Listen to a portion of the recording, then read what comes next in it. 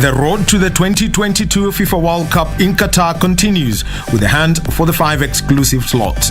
Kenya's Harambee Stars will host the Eagles of Mali this Sunday at the Nyayo National Stadium from 4 p.m, all determined to get a win to keep their dreams alive. This match will be brought to you live and exclusive on KBC Channel 1, your true sports partner, only available on Signet and free-to-air decoders.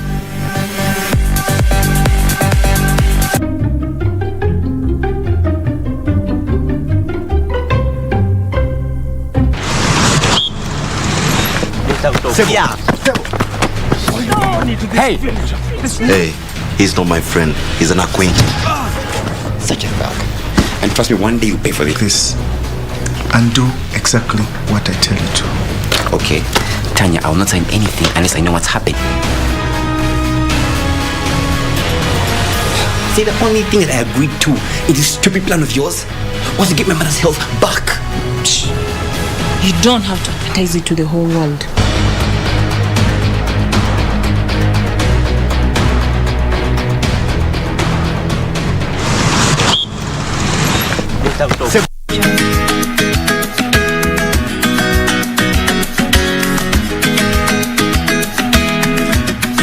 I'm still the acting governor.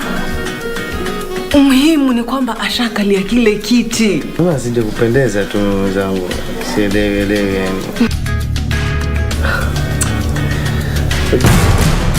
Nelea, matumizi yenu na mshahara utapungua. Sawa, huyu gavana tumshinde. Alafu watoto wake nao warudi tena kusumbua. Utafanya nini?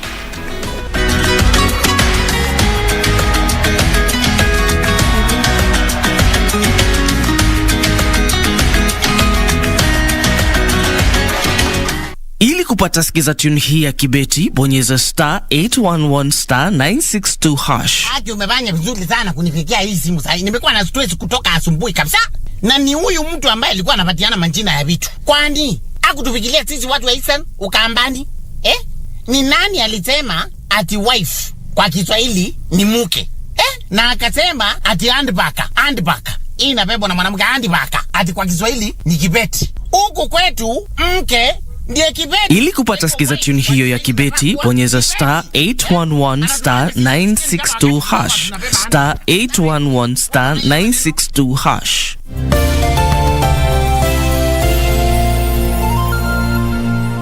The National Treasury and Planning is inviting members of the public to participate in the public hearings for the 2022-2023 financial year and medium-term budget proposals from 13th to 15th October 2021 at the KICC Amphitheatre Hall. Various sectors will give their presentations during the hearings that will run from 9 a.m. each day. Be part of the budget-making process by giving your views and recommendations on the budget either physically or virtually via a link that will be provided on the National Treasury website and official social media platforms. Public participation is one of the key principles underpinning budget preparation process, and you are encouraged to participate. For more details, visit our website at www.treasury.go.ke.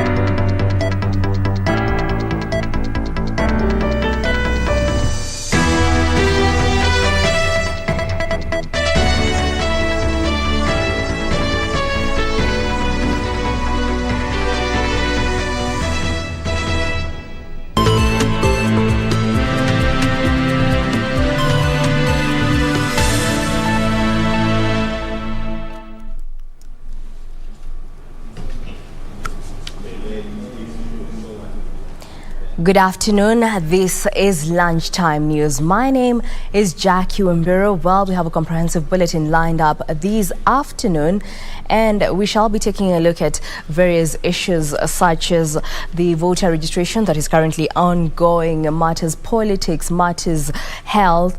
Well, those are some of the issues that we shall be taking a look at this afternoon. Well, and to kick us off, A section of leaders has expressed concern over low turnout of Kenyans in the ongoing mass voter registration exercise. Many centres across the country recorded way below the target, with Kenyans being urged to heed the call and enlist for the 2022 electoral process. On Friday, Deputy President William Ruto made a clarion call on Kenyans to register as voters and let their voices be heard. Wangwana, decisions about your life are being made every day without you being at the table. The DP's message capped a slow week that saw IEBC begin the process of enlisting at least 6 million new voters in readiness for the 2022 political showdown. It will seem that for the political class, stakes have never been higher. Kijana, changamkia hiyo kura. Juu kaa hauko. Take your place at the table. Safisha rada. Jisajili. Inaonekana kwamba hapa Bere South ikifika mwaka ujao 2022 utahitajika wapiga kura zaidi ya 18,000 wajisajili 18,000. Kwa sasa hivi target ni ya nusu ya hizo 18. The low turnouts recorded this week has prompted calls for the deployment of more clerks in Siaya County. We have partnered with the county government, or they have actually given us 30 clerks, whom we have fully trained along our own clerks. So given that we have 30 county assembly wards, each of the clerk should be stationed in each county assembly ward. Counties such as Kiambu had hoped to register at least 400 voters per day in some centers. We are expecting to register an additional 15,000 within the next 30 days. Yes. I would like to encourage them to come and register, because when you have a vote, you have a say. Leaders are urging all eligible Kenyans to turn up for the exercise and fulfill their constitutional duty. Yusuf Hilo, Lunchtime News. In other news, residents of Daraja and Mugodha villages in Juja sub-county are decrying the delay in the completion of a bridge which connects the two villages. The locals say many lives have been lost and more at risk due to floods that sweep away the temporary bridges they keep putting up. A narrow, feeble wooden bridge that connects two people.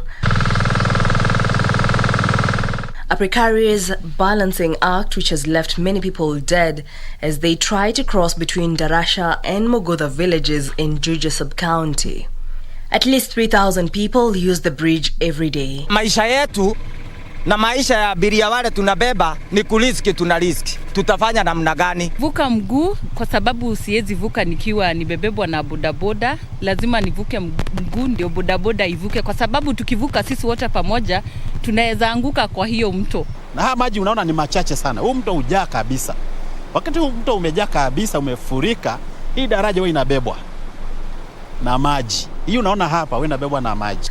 When the bridges are swept away, they are forced to use longer routes so as to go about their day-to-day activities. Miaka 17 ambao mimi mwenyewe nimeishi hapa, maisha ya hasa usafiri yamekuwa mazito sana.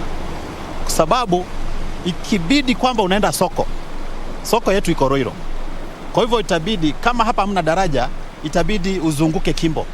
Uende mpaka Roiro ndio uende sokoni. Ukitaka kwenda banki, hata kama unataka kutoa shilingi 200, itabidi uzunguke kutoka hapa uende Kimbo mpaka Roiro. Hii barabara inapitwa na watu 4,000 na hata 5,000 kila siku, na wote wanakuwa wakienda kazini pamoja na watoto wa shule. Upande huu wa juu kuko na polytechnic, kuko na mashule na kuko na hospitali. Kwa hivyo hii daraja ndio imesimamisha maendeleo. A few meters away is an incomplete construction of a concrete bridge. According to locals, the construction was commissioned by the county government, but it stalled without explanation.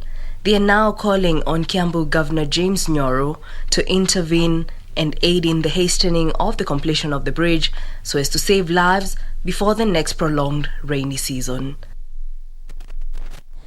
Meanwhile, Agriculture Cabinet Secretary Peter Munya says smallholder tea farmers will from next year receive early bonus payout in June and not in October. Munya says the government is also seeking to set a minimum price to maximum farmers' earnings. It's a self-relief for tea farmers after government moved the payment of bonuses from October to June. Speaking at Iriaini Tea Factory in Othaya Nyeri, Agriculture Cabinet Secretary Peter Munya said it was unfair for tea factories to withhold money from farmers for 4 months, yet the financial year for all factories ends in June. Other measures to be implemented include the setting of a minimum price reserve, which will improve the monthly payouts. The government is also seeking to transform the tea market in Mombasa from a buyer to a seller-driven market, and the government will set up a tea laboratory which will aid in correcting the opaque system where tea brokers set the price without considering the quality of tea. For Lunchtime News, I'm Serafina Robbie. And now on matters health, physiotherapists say there is a sharp increase in the number of Kenyans seeking physiotherapy. The experts say the influx may be as a result of complications arising from a spike in non-communicable diseases. Dr. Aisha Maine of the Nakuru Level 5 Hospital says there is a new group of patients suffering from neurological conditions mainly caused by diabetes and hypertension. Medical Superintendent at the Nakuru Level 5 Hospital, Dr. Aisha Maine, says out of 1,700 patients admitted at the facility's physiotherapy unit, 255 are children. She attributed this to rising incidences of complications among individuals suffering from non-communicable diseases. The Department of Physiotherapy most of the time is not highlighted as it's meant to be. Yet most of our patients, despite getting these services from other departments, still end up in the physiotherapy department. Previously, the services were mainly consumed by trauma and accident victims, but now a new group is emerging from the rising number of patients with neurological conditions mainly caused by diabetes and hypertension. We are currently in negotiations with Dr. Aisha and the hospital admin to look at a more sustainable partnership framework. A society is judged on how it treats its lowest. I am a doctor and I can tell you, whoever you are, when you are sick, you are at your lowest. So when we have this kind gesture of taking care of our patients and our clients for that matter, we really know that you feel like us, the people who see and serve the clients daily. Speaking as the facility received 15 wheelchairs from Menengai oil refineries to assist patient mobility at the physiotherapy unit, Dr. Maina warned that recreation lifestyles and substance abuse are additional factors exerting pressure on physiotherapy services across the nation. For Lunchtime News, I'm Serafina Robbie. President Uhuru Kenyatta has led the country in mourning veteran broadcaster Badi Mohsin, eulogizing him as a devoted and patriotic Kenyan who contributed immensely to the development of journalism in the country. The head of state says the late Mohsin was a true Kenyan trailblazer and role model whose recent return to KBC after years of rest was an act of selflessness and love for his profession and country. The sun has set on one of the most decorated careers in Kenya's media history. Badi Mohsin, the veteran TV journalist, has breathed his last. Assalamu alaikum mtazamaji, nataraji ulipo mzima Jumamosi ya leo Glowing tributes have been paid to the man considered as a great mentor and an icon in news broadcast. President Uhuru Kenyatta, in his message of condolence, said Badi was loyal to the core, steadfast and highly committed to his profession and to his employer KBC. Deputy President William Ruto mourned Badi as an exceptional and professional journalist who mentored many upcoming newsmen. Wiper Party leader Kalonzo Musyoka and Kitui Governor Charity Ngilu mourned the celebrated veteran journalist as disciplined, resilient, and confident broadcaster. Badi has been termed by his family as a selfless man who has left a huge gap in the family and community. Kama mwenyewe vile alikuwa si msumbufu, hakuwa na shida na sisi ndugu zake wala wafanyikazi wenzake. Alikuwa mwenye kutii sheria, mpole, mwenye huruma. But we have lost a great deal of a brick. Every one of us, the whole village. My brother has been a signal to everybody, shining star to everyone. Maisha yangu yote yenye nimeishi Biafra, sijawahi kusikia ati mtu analalamika kuhusu Badi. At the broadcasting house, colleagues have termed Badi's demise as a big blow, remembering him for his humility, high sense of humor, and commitment to work. Na najivunia kwa vile hiyo advice, mawaidha yake ilinisaidia sana mahali nimefika, kwa vile nimespecialize na Kiswahili kutokana na mawaidha ya Badi. Alinishika mkono sana. Tumefanya naye vipindi vingi, Dunia Wiki Hii, vipindi tofauti tofauti. Tumesoma naye taarifa tangu jadi. Amekuwa akinipa misemo za Kiswahili, mahali ninalemewa ananiambia sema hivi. Amekuwa mwalimu wangu. Na mtu wa watu, mtu mwenye utu, mtu ambaye kwa kweli hana madharau wala hana kinyongo na yeyote, anawapenda wote, na kazi yake pia imekuwa mfano mwema hata kwetu sisi watangazaji ambao tuko chini. Kama wiki 2 zilizopita aliweza kufika hapa studio na nikaweza kumhoji kuambatana masuala ya rabaraba. Aliweza kueleza vizuri kuhusu ngoma zile za kitambo na vile vile pia akaweza kuongea na mashabiki. Kwa hiyo nilipoweza kupata taarifa hii ya kifo, ukweli ni kwamba imeweza kunihuzunisha sana. Yeye akimaliza kusoma taarifa za habari Dira ya Magwiji, step over yake nyingine ni hapa Radio Taifa. Jiangalie Mkondo, tupige story, tuende zetu nyumbani. Na juzi aliniambia Mkondo, umetoka Mombasa na mimi naenda Mombasa, kisha nitaenda Maulidini Makindu, tutaonana Jumamosi. Lakini ndio hivyo, sisi kama Waislamu tunasema kwamba hiki ni kifo kizuri na hatuna la zaidi la kusema isipokuwa kusema inna lillahi wa inna ilaihi rajiun. Kenya Broadcasting Corporation Managing Director Dr. Naim Bilala condoled with the family on Saturday, wishing them strength and fortitude at this trying time. The late seasoned journalist who passed on Friday evening in Mombasa will be laid to rest this Saturday at the Karioko Muslim Cemetery. Kamchemenza for Lunchtime News. Sima ucheze rafu ndio maarufu. Utamaliza vitabu mkitafuta sababu na hata mkifanya hisabu amupati jawabu.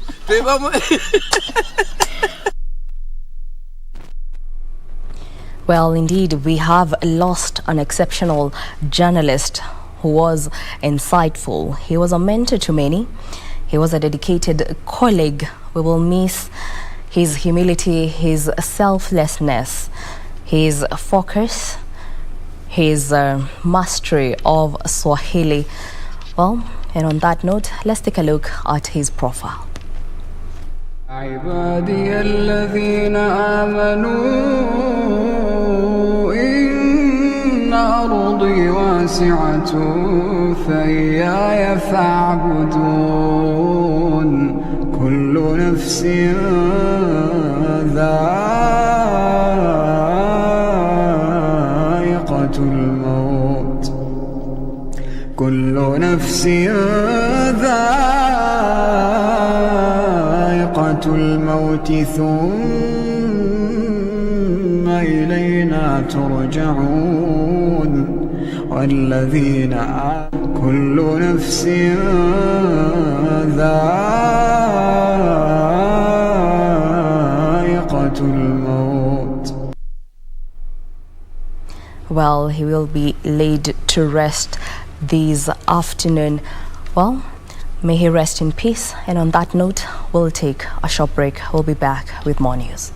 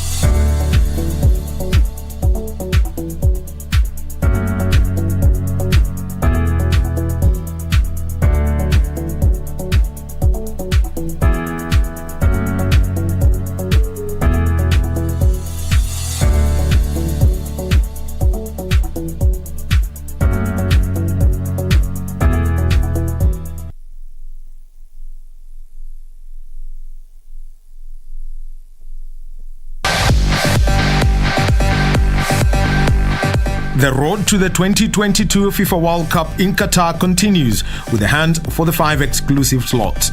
Kenya's Harambee Stars will host the Eagles of Mali this Sunday at the Nyayo National Stadium from 4 p.m, all determined to get a win to keep their dreams alive.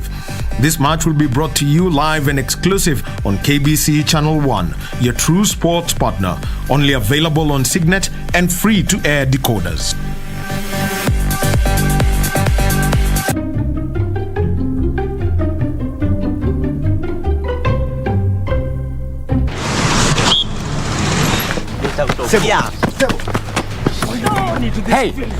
Hey, he's not my friend. He's an acquaintance.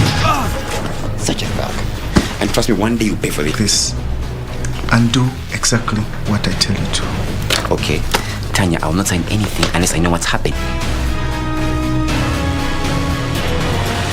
See, the only thing that I agreed to is this stupid plan of yours was to get my mother's health back. You don't have to advertise it to the whole world.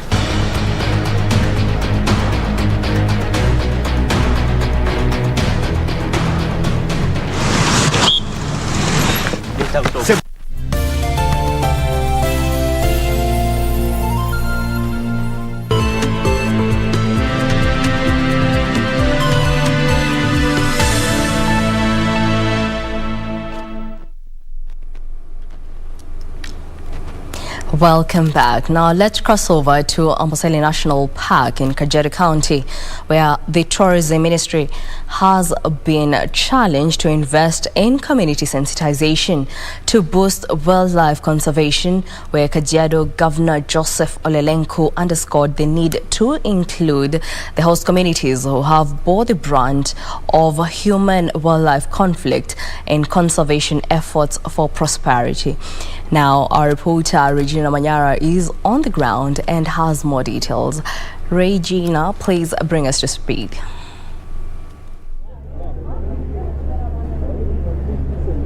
Good afternoon, Jackie. Indeed, we are coming live to you from Kajiado County, the Oltukai Lodge, where the Magical Kenya Tembo naming ceremony is officially in the tourism calendar.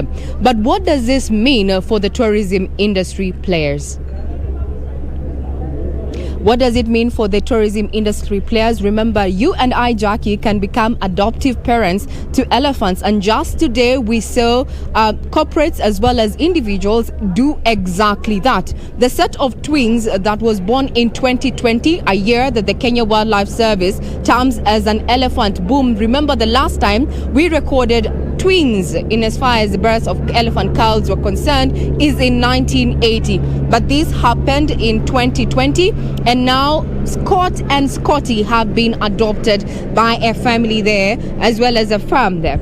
Even the Kenya, or rather East African Breweries Limited, that is, has also adopted some elephants. So remember, it is official. You can become an adoptive parent for an elephant. What does this mean for the private sector? Joining me is Simon Kabu, who is in the Valley Tourism value chain, can tell us what this exactly means going forward.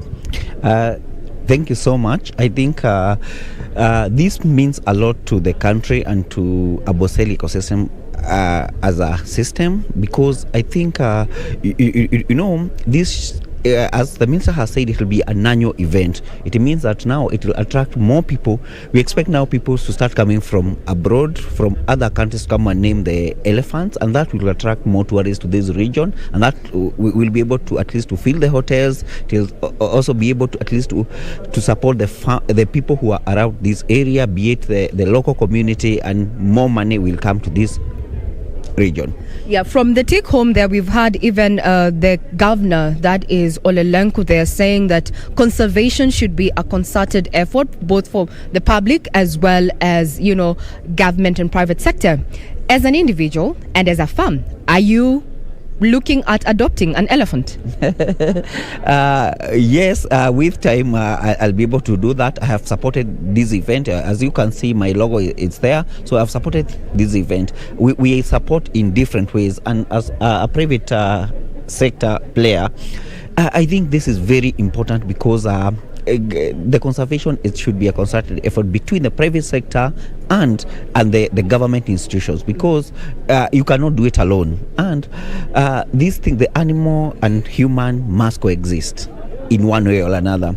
There are so many challenges that are there. The urbanization, the people are becoming more, and the wildlife, all that. But now we need to draw the line and understand at what point do we support these and support these both ways. I think that's what this initiative is addressing, to be able to bring people, the communities, to be able to understand at least the effects or the benefits of animals in their locality and ecosystem. And after that, at least again, people all of us to know all of us are important, but either the animals or the humans. Yes. Well, there you've heard it, Jackie. The theorem, or rather going forward, we need to coexist in this ecosystem, live and let live.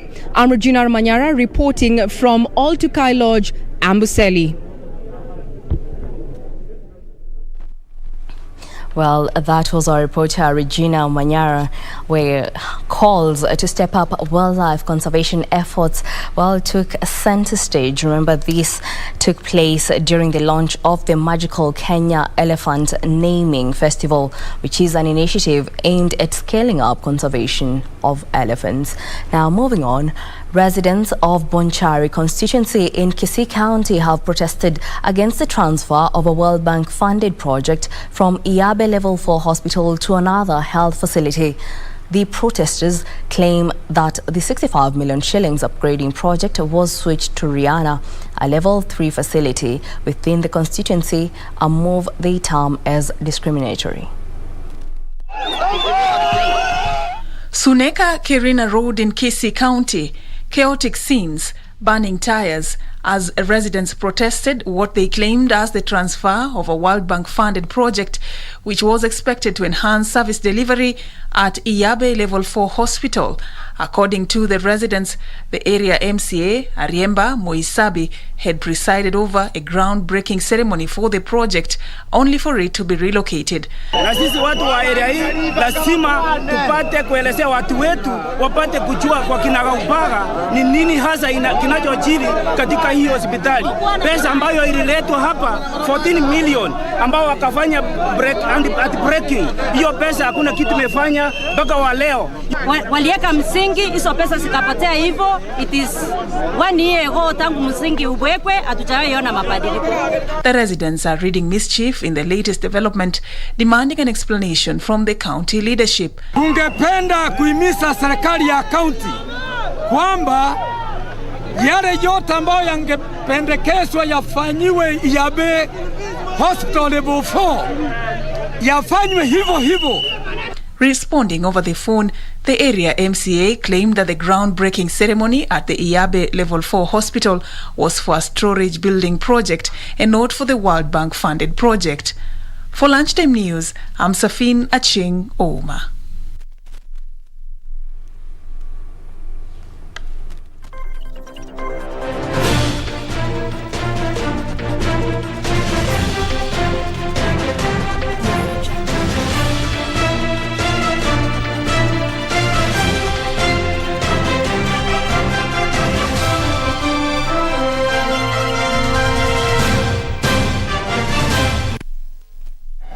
Now, in the sports arena, substitute Thomas Muller scored an 81st minute winner to complete Germany's 2-1 comeback win over visitors Romania in the 2022 World Cup qualifier that kept them on course for a spot in next year's tournament. Germany could book their place at the World Cup on Monday if they beat North Macedonia and Armenia fail to beat Romania. At the upper hand, but it was the visitors who struck first, with Yanis Argi giving Romania an early lead in the 9th minute.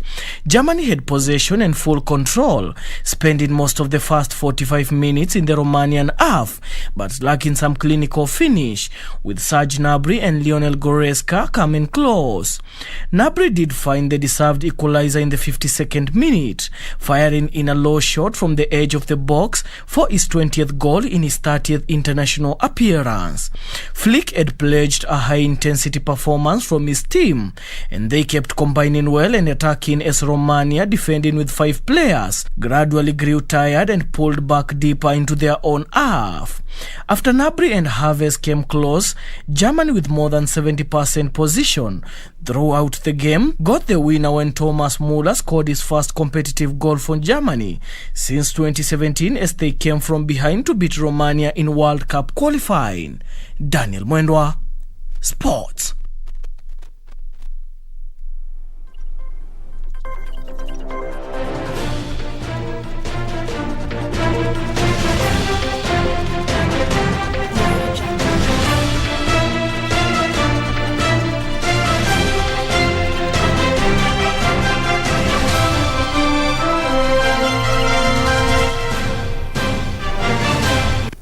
Well, that brings us to the end of our bulletin this afternoon. Thank you for choosing Lunchtime News. My name is Jackie Wimbiru. Our sign language interpreter is Lucy Maurer. Enjoy the rest of the day.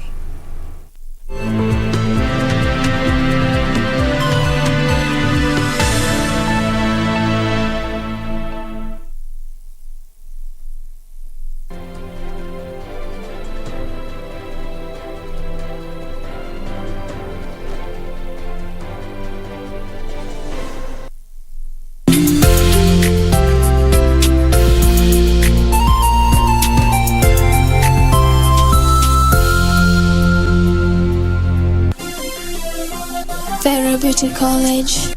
Vera Beauty and Fashion College, with branches in Nairobi, Eldoret, Thika and Meru. Did you know that we are a TVET approved institution? We offer courses in fashion design, interior design in soft furnishing, event decoration, flower arrangement, event planning, hairdressing, barbering and dreadlocks, beauty therapy, makeup, nail technology, spa massages, teaching skills, TOT, solo business management, and many more. Register now and visit our website on www.verabeautycollege.com. You can also call on 0725 923 550 Nairobi branch, 0728 087 689 Eldoret branch, 0722 227428 Thika branch, 0725 000-706 Meru branch. Vera Beauty and Fashion College, a TVET approved institution.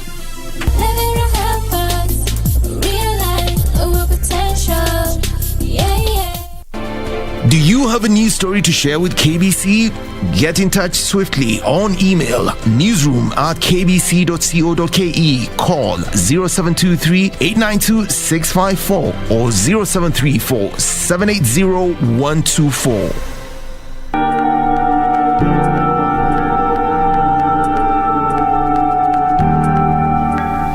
Kuna nini?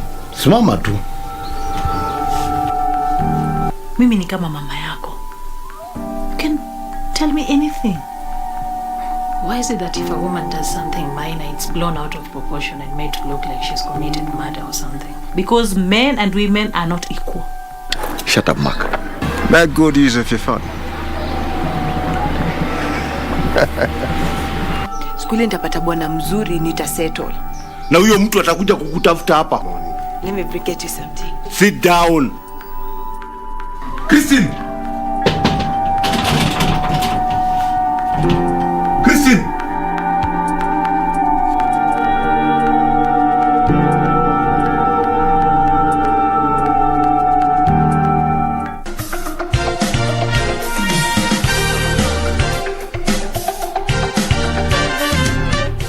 I decided let me go and check him out.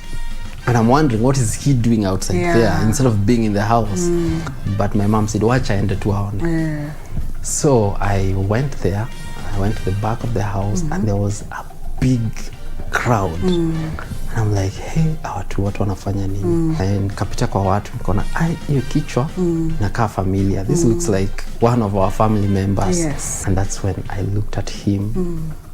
It's the worst thing I've ever seen. Actually, I wish I had not gone to see that.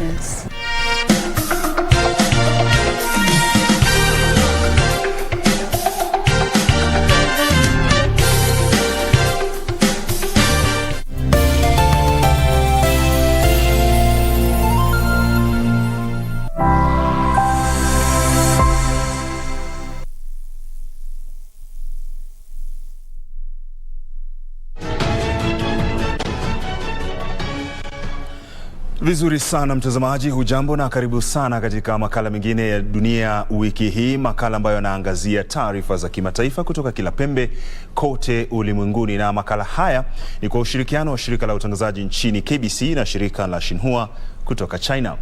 Katika makala ya juma hili, Mamadi Doumbouya aapishwa kuwa rais wa mpito nchini Guinea. Nchi 75 ikiwemo China zatoa mwito wa umoja wa kimataifa kuhakikisha usawa katika usambazaji chanjo dhidi ya COVID-19. Halikadhalika, mataifa mbalimbali yaendeleza juhudi za utoaji chanjo dhidi ya ugonjwa huo wa COVID-19. Na huko Tunisia, rais wa Tunisia amteua waziri mkuu wa kwanza mwanamke kubuni serikali, huku mamia ya watu wakiandamana kumuunga mkono. Ni baadhi tu ya taarifa japo kiduchu ambazo nimekuandalia. Jumuika nami hadi tamati mwa kipindi Dunia Wiki Hii. Karibu sana, mimi ni Isaac Lemoka. Tuanzie huko Guinea ambapo kiongozi wa mapinduzi ya serikali nchini Guinea ambaye ni rais wa kamati ya kitaifa kuhusu maendeleo, Mamadi Doumbouya, aliapishwa mbele ya mahakama ya juu nchini humo kuwa rais wa mpito.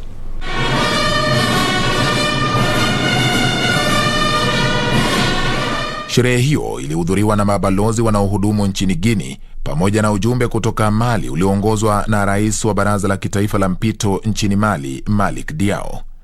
Doumbouya alisema atahifadhi kanuni za mkataba wa mpito, hadhi ya binadamu na sheria za nchi hiyo. Mara tu baada ya kuapishwa kwa rais wa mpito, Doumbouya alikariri kujitolea kwa kamati hiyo ya kimaendeleo kuhakikisha nchi hiyo inaimarishwa tena. Alisema kuwa asasi zote za mpito, ikiwemo serikali ya mpito na kamati ya kitaifa kuhusu mpito, itatekeleza jukumu kufanikisha mpito wa kisiasa. Alikariri kwamba ataheshimu majukumu ya kitaifa na kimataifa ya nchi hiyo. Nikiripotia Dunia Wiki Hii, jina langu ni Bati George. Nchi 75 zikiwemo China zilitoa wito wa umoja wa kimataifa ili kuhakikisha usawa katika usambazaji chanjo wakati wa mjadala mkuu wa kamati ya 3 ya Baraza Kuu la Umoja wa Mataifa. Nchi hizo zilitoa taarifa ya pamoja iliyosomwa na Zhang Jun ambaye ni mwakilishi wa kudumu wa China kwenye Umoja wa Mataifa. Nchi na wadau wote walitakiwa waimarishe umoja na ushirikiano wa kimataifa ili kudhibiti na kushinda janga la COVID-19 pamoja na athari zake.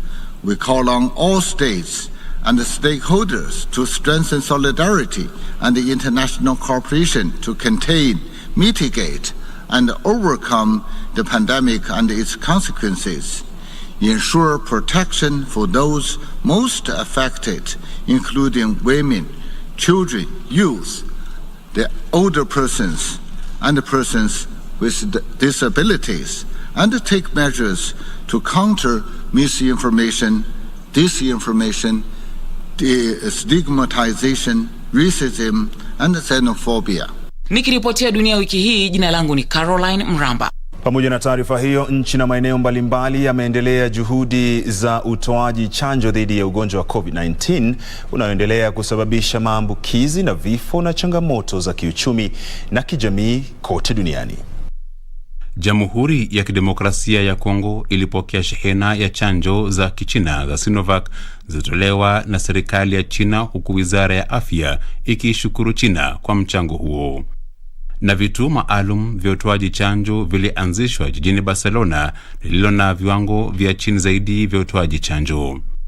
Na Bangladesh iliandaa kampeni maalum ya utoaji chanjo ambapo takriban watu milioni 6.8 walipokea chanjo kwa siku moja, huku wakipewa chanjo ya Kichina ya Sinopharm.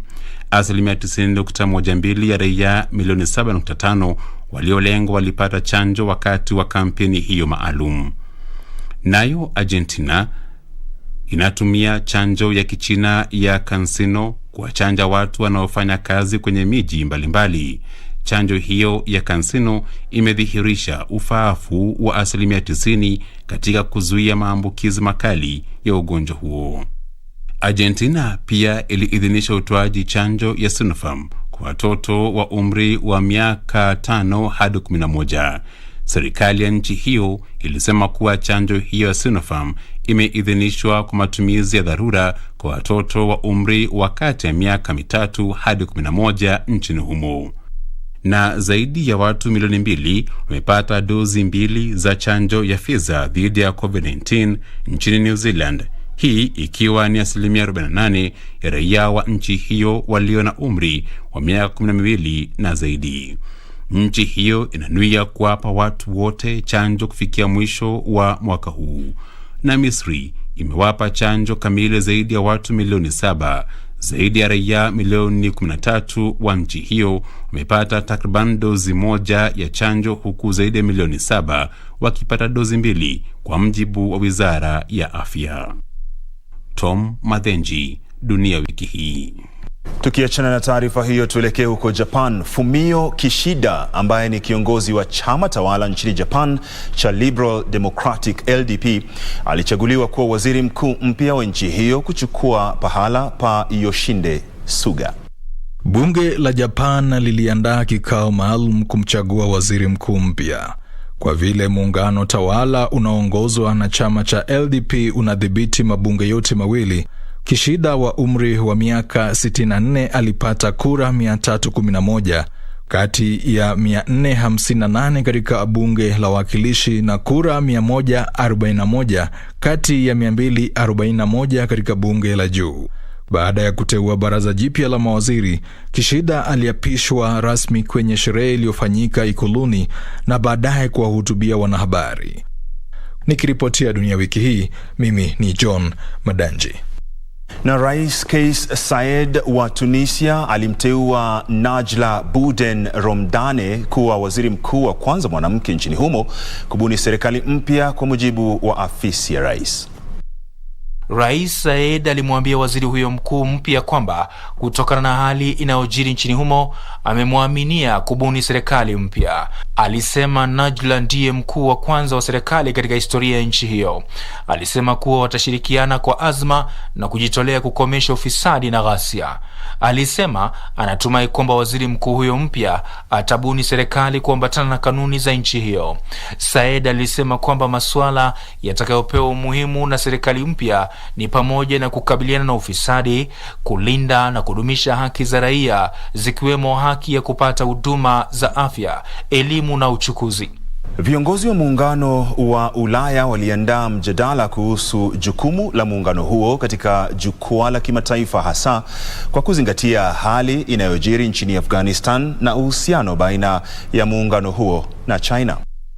Kikao cha Baraza la Ulaya kiliandaliwa mnamo mkesha wa kongamano baina ya muungano wa Ulaya na mataifa ya Balkan Magharibi. Rais wa baraza hilo Charles Michel aliwaarifu wanahabari kwamba wamejitolea kudumisha ushirikiano wa kimataifa na hivyo wanahitaji washirika thabiti. Nchi 6 za eneo la Balkan Magharibi zikiwemo Albania, Bosnia na Herzegovina, Serbia, Montenegro, Makedonia Kaskazini na Kosovo zinanuia kujiunga na muungano huo. Michel alisema kuwa mkutano huo uliangazia kuimarisha juhudi za muungano huo katika kuimarisha ufufuzi wa kiuchumi wa eneo hilo na maendeleo endelevu, na pia kuendeleza mjadala wa kisiasa na nchi hizo za Balkan, ushirikiano wa kiusalama na uhusiano utakaoleta bara Ulaya lenye uthabiti na umoja. Walijadiliana kuhusu jinsi ya kuhakikisha udhabiti wa eneo hilo, kuimarisha ushirikiano wa kanda na kusuluhisha mizozo katika eneo hilo.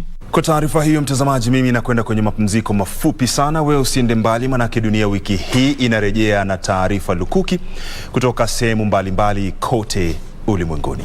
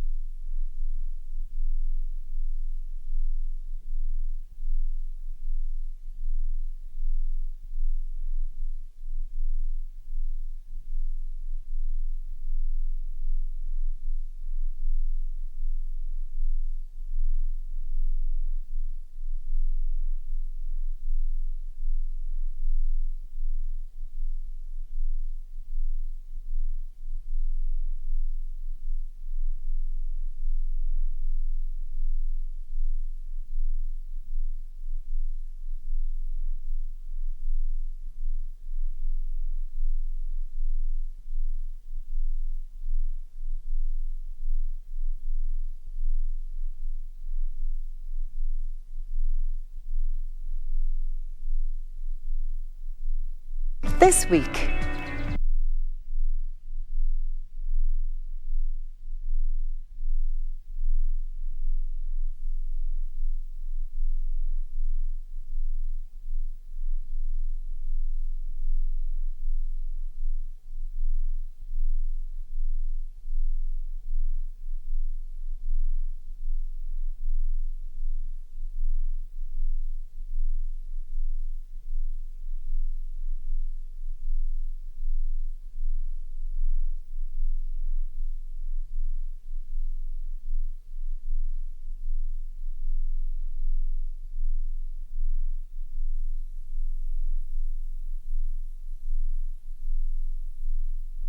This week, we have been privileged to visit one of the greatest sons of this land.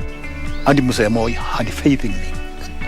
They protected me like the apples of their eyes. And for that, I thank them. And of course, this is the wonderful, lush place that he lives at. He invited us here. And we will be talking to Linjiru, who is one of our greatest sons of Kenya. Let nobody cheat you. That is completely okay after retirement. You cannot be. A beautiful, lush surrounding. Please make sure to watch the program Living Legends with Catherine Kasavuli.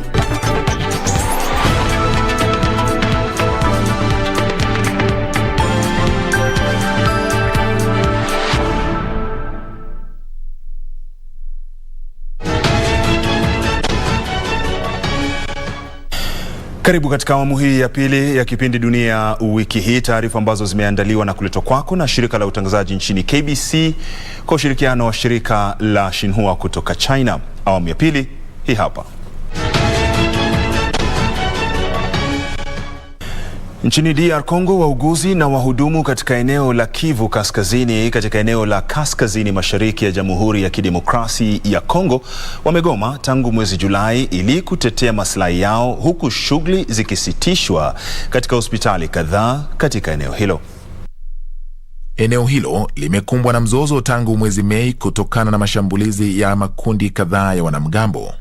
Mgomo huo umesababisha changamoto nyingi kwa wagonjwa, hasa kina mama wajawazito ambao hawawezi kupata utunzaji ufaao na hivyo kusababisha ongezeko la vifo vya kina mama.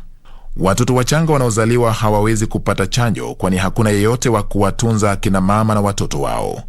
Wauguzi wanaogoma huko Goma wanasema kuwa hawajalipwa tangu mwanzo wa mwaka huu na hivyo kuwafanya kususia kazi. Wanasema kuwa wamekuwa wakishinikiza kuwafikiwa kwa suluhu, lakini kwa vile swala hilo halijatatuliwa, wakaamua kugoma ili kuiwekea serikali shinikizo. Mgomo huo umekuwa na athari mbaya kwani baadhi ya kina mama wajawazito wanajifungulia nyumbani huku wengine wakijifungua bila kutunzwa na watoto wanapozaliwa hawapati chanjo. Nikiripotia Dunia Wiki Hii, jina langu ni Bati George. Na maafisa wa kimatibabu wa China hutoa huduma zao katika nchi mbalimbali duniani ili kusaidia kukomesha mateso ya wagonjwa na kuimarisha hali ya kiafya katika nchi wanakohudumu. Kama hivi.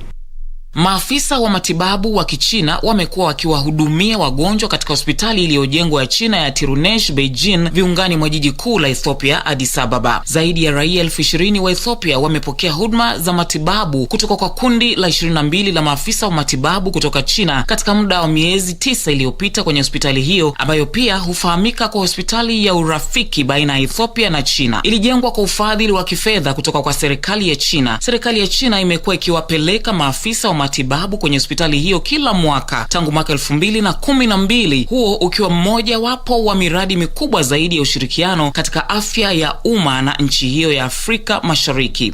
Nikiripotia Dunia Wiki Hii, jina langu ni Caroline Mramba. Wahifadhi amani 700 wa Kichina walituzwa nishani ya Umoja wa Mataifa kutokana na kujitolea kwao kuleta amani na ustawi kwa nchi nyingi zaidi kote duniani katika sherehe ya kufana iliyoandaliwa katika makao makuu ya ujumbe huo jijini Juba huko Sudan ya Kusini.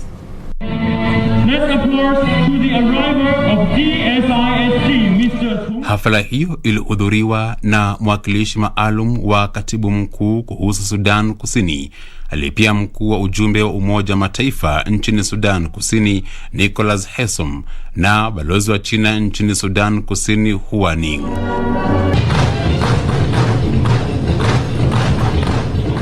Aliwapongeza wahifadhi amani hao wa Kichina kwa kutekeleza majukumu yao kwa kujitolea na utaalamu wa hali ya juu. Today it is my privilege to recognize the 700 men and women of China Battalion 7 who have served in their duties with the utmost dedication and professionalism.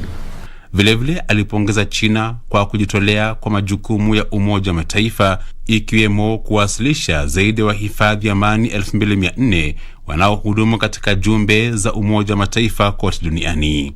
I commend the government of the People's Republic of China for its commitment to the United Nations, including the over 2,400 peacekeepers currently serving in UN missions worldwide. Hicho kilikuwa kikosi cha 7 cha China ambacho kilitoa ulinzi kwa ujumbe huo Umoja wa Mataifa nchini Sudan Kusini na wahudumu wa mashirika ya utoaji misaada ya kibinadamu wakati wa kipindi kigumu cha janga la COVID-19 katika mazingira changamano ya kisiasa na uhifadhi amani. Specifically, we recognize the impact you've made on the ground through civil-military cooperation, including medical assistance to local residents, a cultural exchange program at the University of Juba, employment outreach in Terekeka, all of which have helped to improve the livelihoods of residents and contributed to sustainable peace in South Sudan. Tom Mathenji, Dunia Wiki Hii. Nchini Marekani, kufuatia kuvuja kwa kiasi kikubwa cha mafuta kwenye pwani ya kaunti ya Orange kusini ya California, eneo la ufuo la umbali wa kilomita 9 lilifungwa, huku maafisa wa idara ya uvuvi na wanyamapori huko California wakisafisha uchafuzi huo baharini. Maafisa katika kaunti ya Orange walisema kuwa kisa hicho kiliripotiwa kwanza Jumamosi iliyopita, ambapo mafuta hayo yalikuwa yakivuja umbali wa takriban kilomita 8 kutoka pwani ya ufuo wa Huntington kutoka kwenye bomba lililopasuka. Maafisa walisema kuwa mafuta hayo yanayovuja kwa wingi huenda yakasababisha janga la kiikolojia. Juhudi za kurekebisha hali hiyo ziliimarishwa.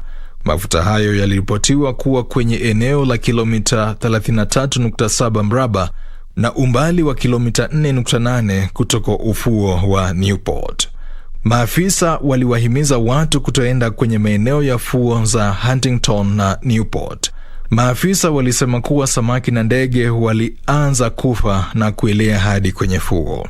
Wanyama walioathirika kutokana na mafuta hayo waliondolewa kwenye fuo hizo na kupelekwa kwenye kituo cha wanyamapori ili kushughulikiwa.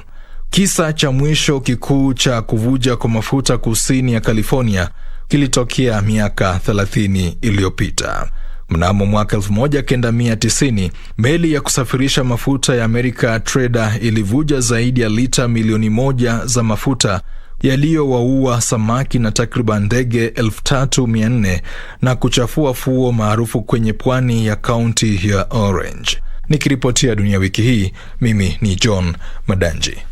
Turejee barani Afrika, huko Zambia. Zambia iliungana na ulimwengu kuadhimisha siku ya kimataifa ya wazee tarehe 1 mwezi huu, huku shirika moja nalowatunza wazee likitoa wito wa kuimarisha mfumo wa kifamilia na kuwakubali wazee katika jamii.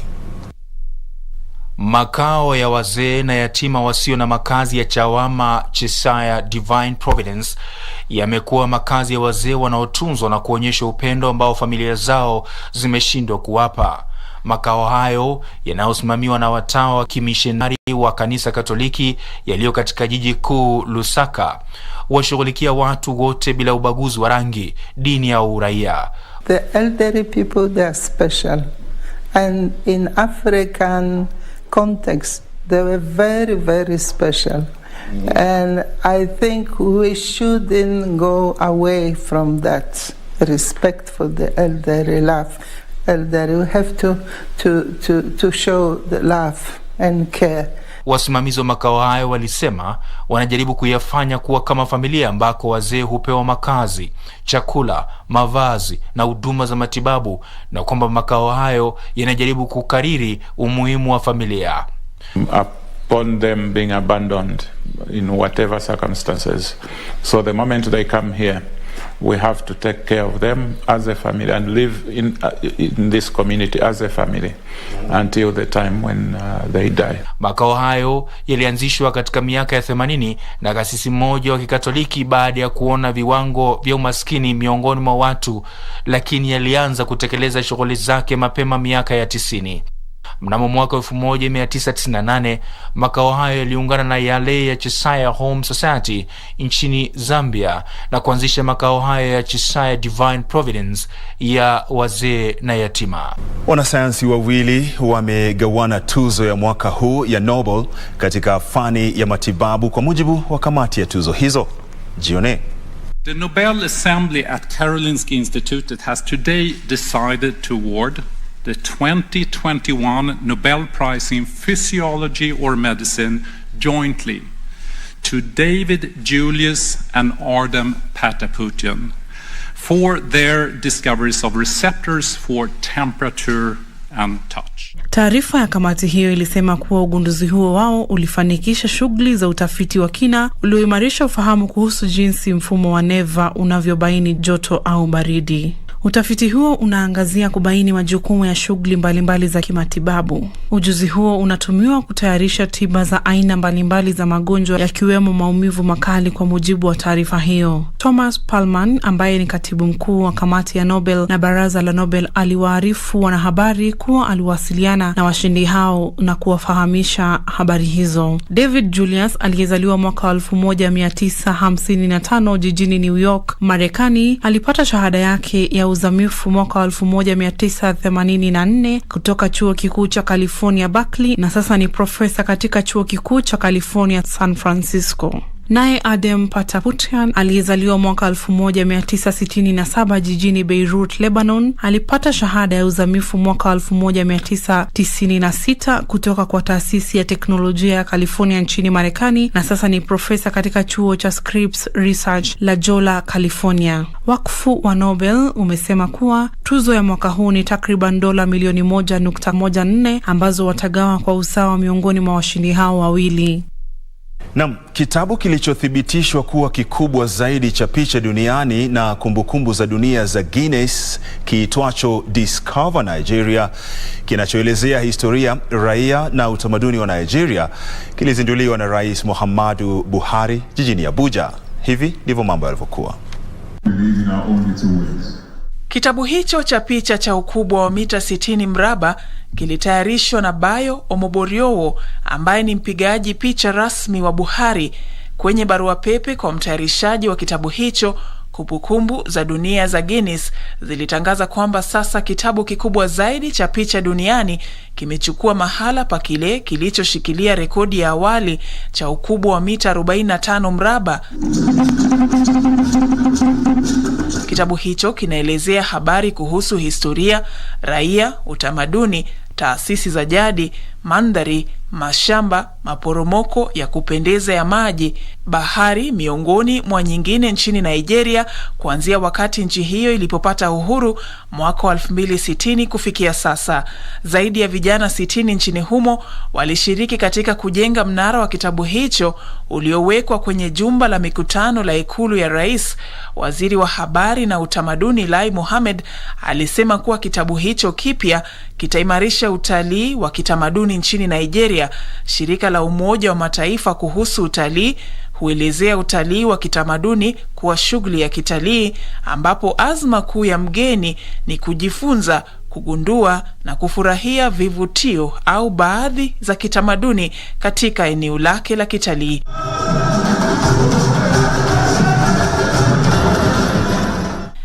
Nikiripotia Dunia Wiki Hii, naitwa Safin Acheng Oma. Namna hatimaye katika eneo la kaskazini ya Yemen, shule nyingi zililipuliwa kwa mabomu huku vita vya wenyewe kwa wenyewe vikiendelea na hakuna dalili yoyote ya kukomeshwa na hivyo kuathiri vibaya elimu nchini humo. Mojawapo wa shule hizo ni ile ya Ali bin Abi Talib mjini Midi katika jimbo la Haja kwenye bahari ya Shamu.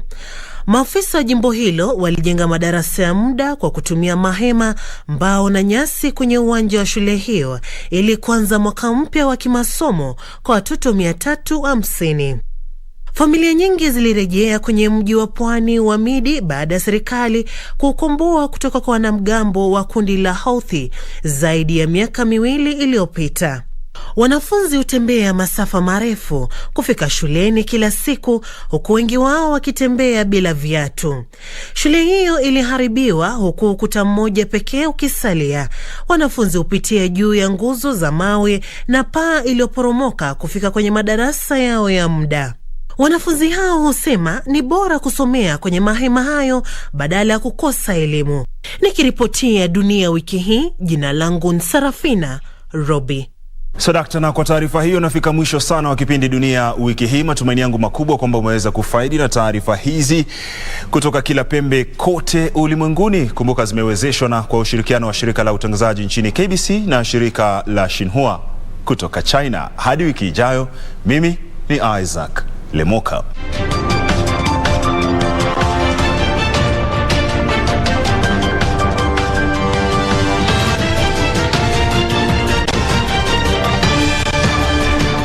This week, we have been privileged to visit one of the greatest sons of this land. And Mzee Moi had faith in me. They protected me like the apples of their eyes. And for that, I thank them. And of course, this is the wonderful, lush place that he lives at. He invited us here. And we will be talking to Linjiru, who is one of our greatest sons of Kenya. Let nobody cheat you. That is completely okay after time. You cannot be. Beautiful, lush surrounding. Please make sure to watch the program Living Legends with Catherine Kasabuli.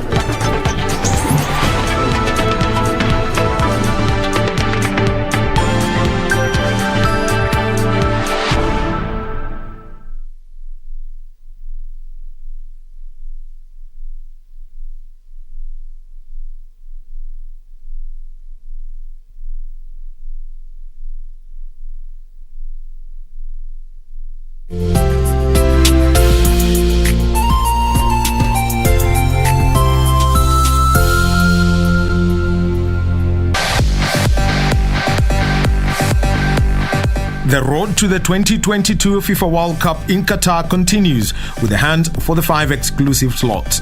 Kenya's Harambee Stars will host the Eagles of Mali this Sunday at the Nyayo National Stadium from 4 p.m, all determined to get a win to keep their dreams alive.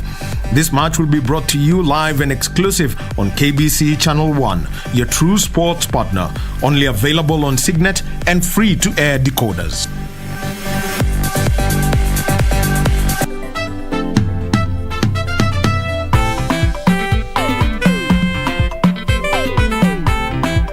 This is an independent country and I can do anything I want, okay? You hate to insult me majorly, eh? Now I will give you a piece of my mind. You are doing it because you want people's attention. Pens, books on the table, total silence and speedy brain performance. Malimo, our man.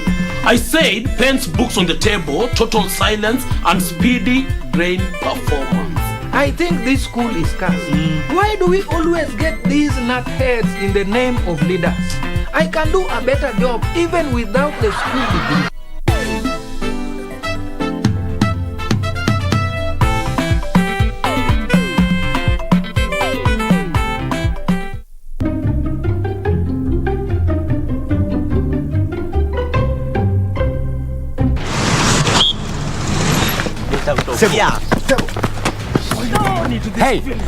Hey, he's not my friend. He's an acquaintance. Such a thug. And trust me, one day you'll pay for it. Please, and do exactly what I tell you to. Okay, Tanya, I will not sign anything unless I know what's happened.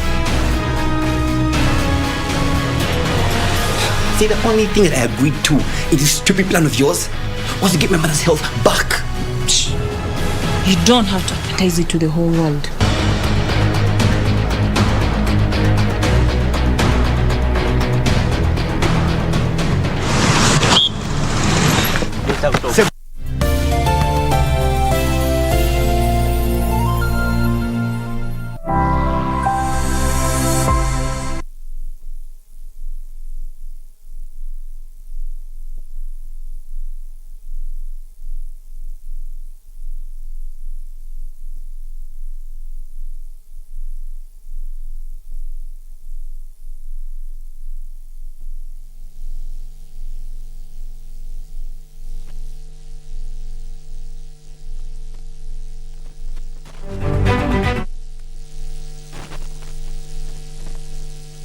The two statements.